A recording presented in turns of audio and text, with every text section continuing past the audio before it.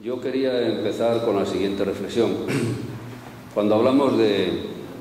nombramos un sindicato, siempre pensamos en conquistas sociales, hablamos de una lucha por mejorar las condiciones laborales y retributivas de aquellos a quien representamos, que es la clase trabajadora, o incluso las movilizaciones que en este caso estamos realizando en defensa de un tipo de sociedad que está en cuestión o que nos la hacen estar en cuestión. Pero, sin embargo, la FETE, que evidentemente no va a renunciar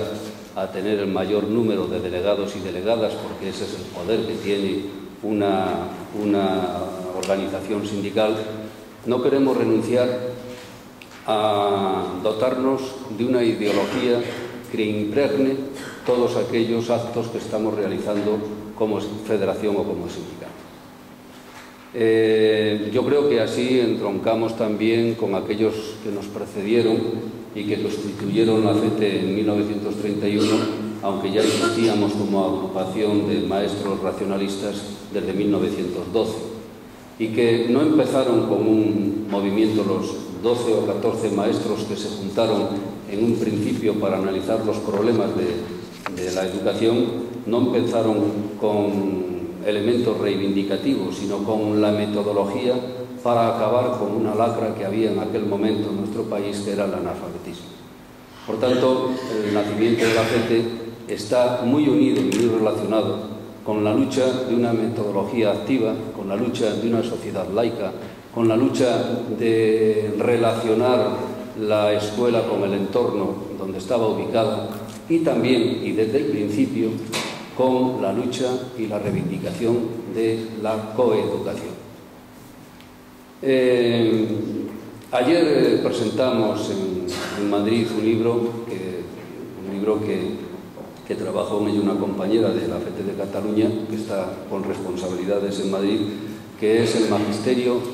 1936-1975. Y una de las referencias que teníamos en aquel primer tercio del siglo XX era la lucha por una sociedad más igualitaria, la lucha a través de la educación de implantar la coeducación. Ahí empezó el movimiento donde la FETE estaba comprometido a la lucha de esa sociedad. Después vino el túnel franquista, donde volvieron a implantar lo que son las escuelas graduadas de chicas y de chicos, donde la influencia de la Iglesia fue determinante, y solo hasta el tardofranquismo, en 1970, con la Ley General de Educación,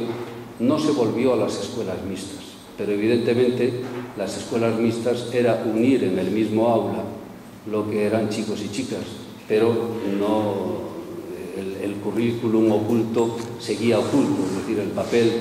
secundario de la mujer no se ponía en cuestión en esas escuelas. Tenemos que llegar a 1990 con la LOSE, donde empezamos a hablar ya de un compromiso para luchar por un desarrollo integral de la persona, en este caso del alumno y de la alumna, de un compromiso para trabajar y cambiar los papeles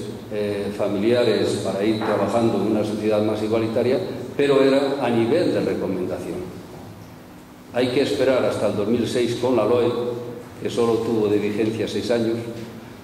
para ver dónde aparecía la, entre comillas, obligatoriedad de trabajar por una sociedad más igualitaria a través del currículum que estaban recibiendo nuestro alumnado. Ese compromiso, que fue colateral a una serie de aprobación por el Parlamento de unas leyes que creo que fuimos una referencia, o que estamos siendo una referencia a nivel mundial desde el punto de vista de políticas sociales, enseguida la Unión General de Trabajadores y la FETE fuimos conscientes de que todas esas legislaciones en política de igualdad, o todo ese desarrollo, entre comillas, obligatorio de trabajar por una sociedad igual que nos imponía la nueva ley de educación, era insuficiente, y que era el día a día donde había que trabajar por esa sociedad más igualitaria. Y es ahí, en ese contexto, donde compañeros y compañeras de diversas comunidades autónomas en las que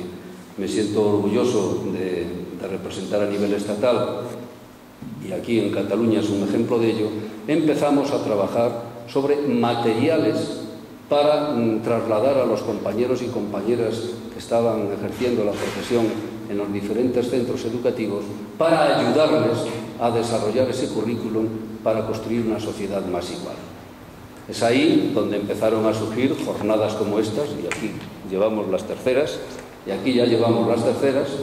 en donde es una constante que se ha ido generando una serie de compañeros y de compañeras que están trabajando para jornadas de reflexión de cuál es el momento o qué impulsos tenemos que darle desde el punto de vista de trabajar por esa sociedad más igualitaria,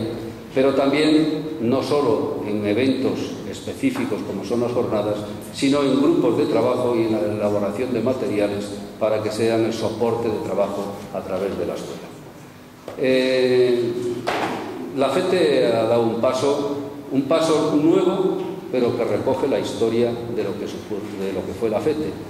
Nosotros, colateralmente, a sumar delegados y delegadas, que es lo importante desde la hora de tener un peso específico en la negociación colectiva,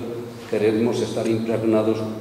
de una serie de ideologías que nos marcan, nos definen y que nos hacen diferentes al resto de organizaciones sindicales. Nosotros somos capaces de reunir por la mañana a delegados para debatir convenios o la negociación colectiva y por la tarde compartir con vosotros reflexiones para trabajar por una sociedad más igualitaria. Ya para ir finalizando quería hacer una reflexión. He hecho evidentemente un esquema a través de legislaciones de cómo se ha ido moviendo el campo en la educación del tema de la igualdad, pero tengo que acabar con la nueva legislación que nos han impuesto. Digo que nos han impuesto porque no impuesto democráticamente, porque ha sido aprobada en el Parlamento español, pero evidentemente al margen de toda la negociación o diálogo social que estábamos acostumbrados a realizar. La nueva ley, la LOMCE, no voy a hacer un análisis sobre ella, pero quiero remarcar dos temas que son de interés al tema que vais a tratar. En primer lugar, se nos vuelve a apoyar a aquellos centros que quieran segregar a chicos de las chicas, es decir, separar chicos de las chicas. El Tribunal Supremo había dictaminado que en este país no es, en ámbito a la legislación vigente, no es legal que un centro separe chicos y chicas y solicite un dinero, en este caso concierto educativo. Como los jueces dictaminaron que no era legal, que han hecho cambiar la ley y por tanto le van a seguir dando dinero a aquellos centros que separen por sexos. Yo creo que eso es una animalada. Creo que, bueno, igual que se separa, según dicen, porque el desarrollo madurativo es diferente. Claro, el desarrollo madurativo, es decir, estamos segregando y compartiendo los alumnos dependiendo de sus conocimientos. Bueno, pues el día de mañana, pues a lo mejor podemos ser más claros y decir, bueno, separemos por listos y tontos, ¿por qué no por familiares procedentes de familias tradicionales y agrupaciones familiares? Porque a lo mejor se contaminan, ¿por qué no todo el tipo de ocurrencias que se puedan plantear a los legisladores? Este hecho, que pasó por la prensa y por la comunidad educativa sin la importancia que nosotros consideramos, de hecho nosotros hicimos una campaña específica explicando la animalada que es dar dinero a centros que se paran en estas circunstancias, define la filosofía de lo que supone la LOMCE con respecto a toda la política de igualdad. Dos ejemplos. La política de igualdad era una parte importante del currículum que se daba en educación para la ciudadanía. Esa asignatura la han convertido en un estudio de la legislación democrática vigente. Esa asignatura, que para mí fue devaluada porque no se le dio el peso ni las horas suficientes, era un elemento importante dentro de la estructura del currículum de los alumnos y del profesor, que nos permitía al profesor un horario con la importancia de ser asignatura y no solo una reunión, para hablar de aquellos temas que definimos entre todos como educación en valores, que por cierto es una demanda que nos solicita la sociedad a los centros y a los profesores. Bien, pues esa asignatura donde el currículum de la igualdad tenía un peso específico, evidentemente la han cambiado, la han modificado, la han desvirtuado, la han convertido en un estudio de la Constitución y de las instituciones democráticas. Pero ya no es un elemento de reflexión sobre los valores sociales que deben impregnarse en la escuela. Y el otro hecho, que para mí es también muy significativo, y no está en relación con lo del género, pero que define lo que es los cambios que quieren implantar el Partido Popular, es que esta ley va sobre la línea de flotación de lo que es la igualdad de oportunidades y la segregación en base a los conocimientos. Cuando tú adelantas la hora de elegir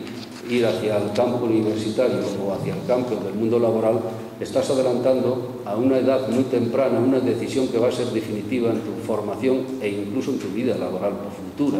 Claro, cuando se adelanta de los 15 a los 13 años, pues son 2 años que a lo mejor no tienes la formación adecuada para decidir lo que te interesa. Eso, evidentemente, es un problema que en las familias pudientes no lo tendrán, porque si no tienen plaza en lo que quieren, pues la conseguirán de otra forma, pero en las familias con dificultades económicas pues seguramente va a ser determinante. Y otro hecho, la merma de ayudas y de becas que no le dan la importancia suficiente, unida a la crisis económica, también merma la libertad de oportunidades. Si tienen familias que tengan hijos o hijas en periodo de universidad y se le junten 2 o 3 hijos en la universidad, pues seguramente tendrán problemas para pagar la matrícula, todas las connotaciones que lleva el gasto universitario. Yo quiero acabar que los temas de políticas sociales, de ayudas, de refuerzos, etcétera, en un momento de crisis económica son los primeros elementos que se recortan o se merman, y que eso descohesiona lo que es desde el punto de vista social en muchos ámbitos, y la igualdad es uno de los que más se ven repercutidos a la hora de recortes y de ayudas para trabajar por una sociedad más igual. Quiero terminar como he empezado: agradecer a la FETE de Cataluña, que está siendo un referente en estos temas y está siendo un ejemplo para el resto de federaciones a nivel estatal.